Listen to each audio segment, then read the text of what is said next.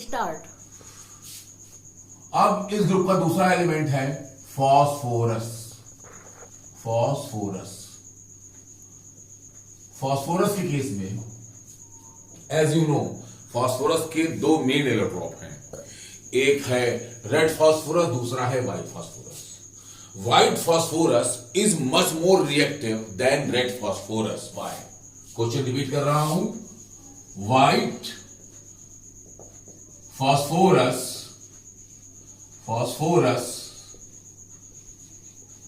is much more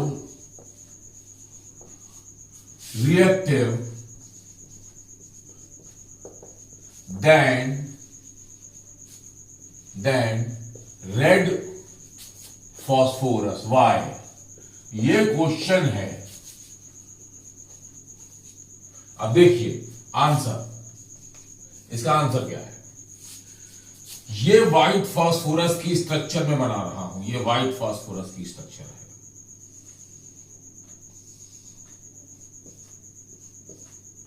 ये white phosphorus की है स्ट्रक्चर।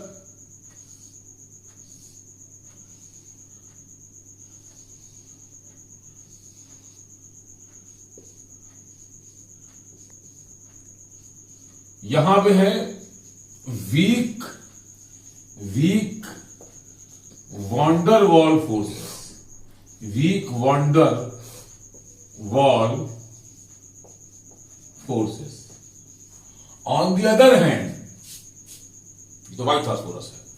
रेड फास्फोरस अगर देखें तो रेड फास्फोरस की स्ट्रक्चर कुछ ऐसी होती है।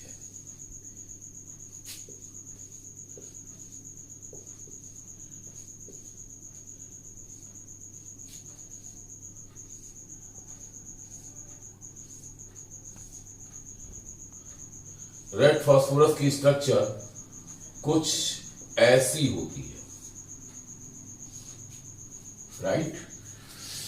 ये रेड फास्फोरस की स्ट्रक्चर है जिसमें स्ट्रॉन्ग कोवेलेंट बॉन्ड है, स्ट्रॉन्ग कोवेलेंट बॉन्ड होते हैं इसमें, स्ट्रॉन्ग कोवेलेंट बॉन्ड। ऐसी बताइए व्हाइट फास्फोरस में देखिए P4 यूनिट को देखिए, हर फास्फोरस एटम के पास 3 बॉन्ड है। देखिए 1 2 3, 1 2 3, यानी हर P4 यूनिट फ्री है और 2 P4 यूनिट के बीच में मिल रहा है van der Waals force. On the other hand अगर हम रेड फास्फोरस में जाएंगे तो रेड फास्फोरस की अगर ये बीच का बॉन्ड ना हो तो इसकी वैलेंसी सेटिस्फाई नहीं होगी, 2 ही बॉन्ड रह जाएंगे। वैलेंसी को सेटिस्फाई करने के लिए इसकी 2 P4 यूनिट्स को स्ट्रॉन्ग कोवेलेंट बॉन्ड से जुड़ी होती है। अब आप ही बता दीजिए कि वॉन डेर वाल्स ज्यादा स्ट्रॉन्ग है या covalent? It is van der Waals, sorry covalent ज्यादा स्ट्रॉन्ग होता है। तो P4 यूनिट्स फ्री किसकी है? व्हाइट की। This is the reason white phosphorus is much more reactive than red phosphorus. ये रेड किलिंग जो व्हाइट फास्फोरस होता है, रेड किलिंग मेडिसिन में भी यूज होता है। इंसान की हड्डियों में व्हाइट फास्फोरस होता है। रात के वक्त वो जलती है तो एयर की प्रेजेंस में कंबस्शन होता है, फास्फोरस और ऑक्सीजन का और फास्फोरस पेंटाऑक्साइड बनता है, राइट? इस फास्फोरस की इस प्रॉपर्टी को बोलते हैं फास्फोरेसेंस। रेड फास्फोरस का यूज मैच बॉक्स के दोनों तरफ कलरिंग करने में होता है, जहां से माचिस जलाता हूं मैं, जहां से मैच स्टिक आप जलाते हैं, राइट? Next question. अब home signal, what is home signal? Home signal क्या होता है?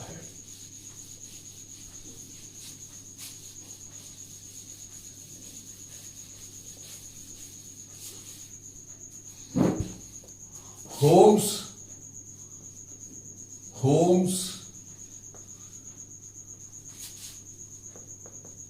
सिग्नल, होम सिग्नल बेसिकली अगर हम एक टीन के डिब्बे में कुछ कैल्शियम फॉस्फाइड के टुकड़े और कुछ कैल्शियम कार्बाइड के टुकड़े डाल के, देखिए होम सिग्नल का बेसिक सिग्निफिकेंस क्या, कहां इसका यूज है? जब सी ट्रेवल करता है तो बहुत सारे आइलैंड ऐसे होते हैं जहां पे लाइट हाउस नहीं बनाया जा सकता। अगर जरा सा भी खोदेंगे पानी आ जाएगा। तो ऐसे केस में उन आइलैंड्स पे अगर अप्रोचिंग शिप को सिग्नल देना है कि यहां आपको कुछ हेल्प मिल सकती है, उसको अगर कुछ हेल्प चाहिए तो उसको सिग्नल देने के लिए एक टीन के डिब्बे में कैल्शियम कार्बाइड और कैल्शियम फास्फाइड के टुकड़े डालकर पानी में उछाल दिया जाता है। जब कैल्शियम कार्बाइड को वाटर मिलता है तो एसिटाइलिन गैस बनती है, इथाइन गैस, जो तुरंत आग पकड़ लेती है। और कैल्शियम फास्फाइड को जब पानी मिलता है तो फॉस्फीन गैस बनती है और ये ब्लू कलर की ग्लो प्रोवाइड करती है। जो आग, जो फ्लेम निकली उसको ब्लू कलर की ग्लो प्रोवाइड करती है और अप्रोचिंग शिप को दूर से दिखाई दे जाएगा। इस सिग्नल का नाम है होम सिग्नल। होम सिग्नल के नाम से जाना जाता है। खैर, अब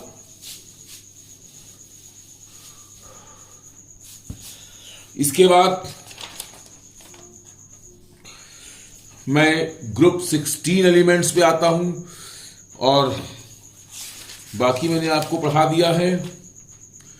कुछ जो थियोरेटिकल पार्ट रखने वाला है मैं लेटर ऑन आपसे डिस्कस करूंगा। हाँ, group 16 elements. Group 16 elements. Group 16 elements. Group 16 elements में oxygen, sulphur, selenium, tellurium, polonium. Group 16 में से 10 माइनस करो, क्या आता है? 6। 6 एक इवन नंबर है। 6 से छोटा इवन नंबर 2 है, 4 है, 6 है। ज्यादा वाली ऑक्सीडेशन स्टेट कहां मिलेगी? ऊपर यहां, और कम वाली नीचे। जहां तक यह physical state, oxygen is a gas but sulphur is a solid. Why? Oxygen is a gas but sulphur is a solid. Sulphur का जो एटॉमिक साइज है, सल्फर का एटॉमिक साइज है 104 104 एंगस्ट्रॉम और ऑक्सीजन का एटॉमिक साइज है 66 angstrom. लगभग double है। सल्फर का एटॉमिक साइज ऑक्सीजन का जस्ट डबल है, लगभग डबल है।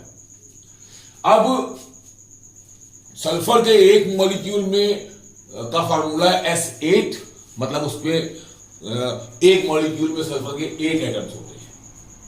और ऑक्सीजन के मॉलिक्यूल का फार्मूला O2 है, उसके एक मॉलिक्यूल में ऑक्सीजन के 2 एटम होते हैं, O2।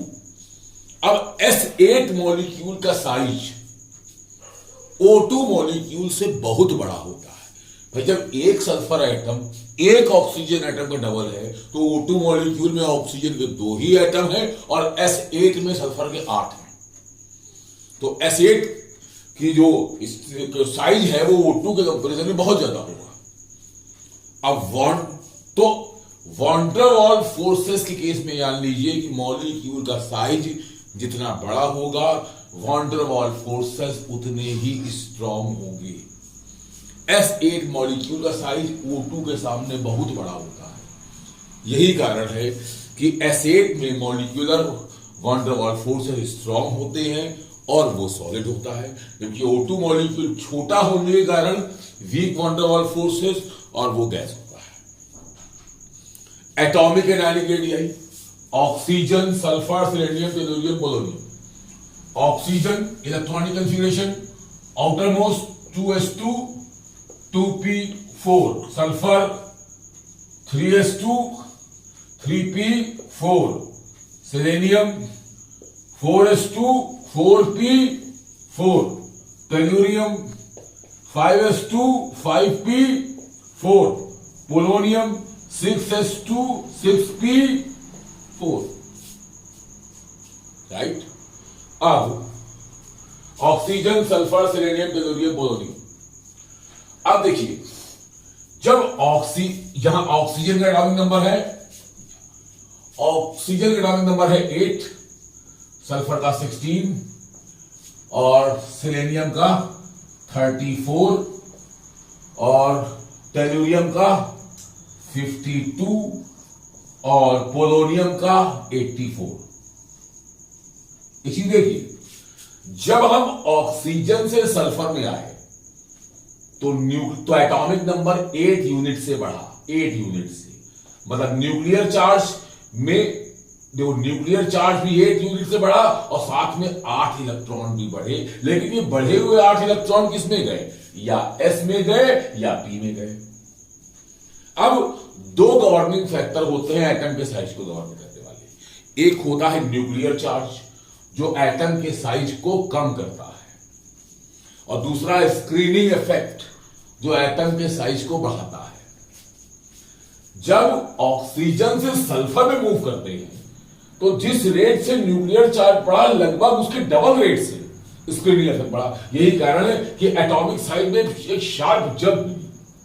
लेकिन उसके बाद जब हम 16 से 34 हुए, 18 यूनिट से न्यूक्लियर चार्ज बढ़ा, 18 इलेक्ट्रॉन भी बढ़े।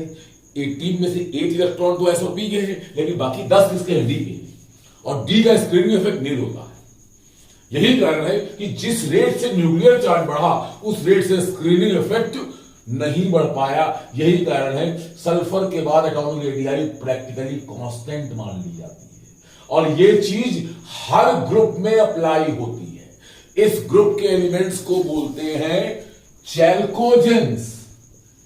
चैल्कोजेंस बोलते हैं इस ग्रुप के एलिमेंट को। चैल्कोजेंस मतलब होता है ओर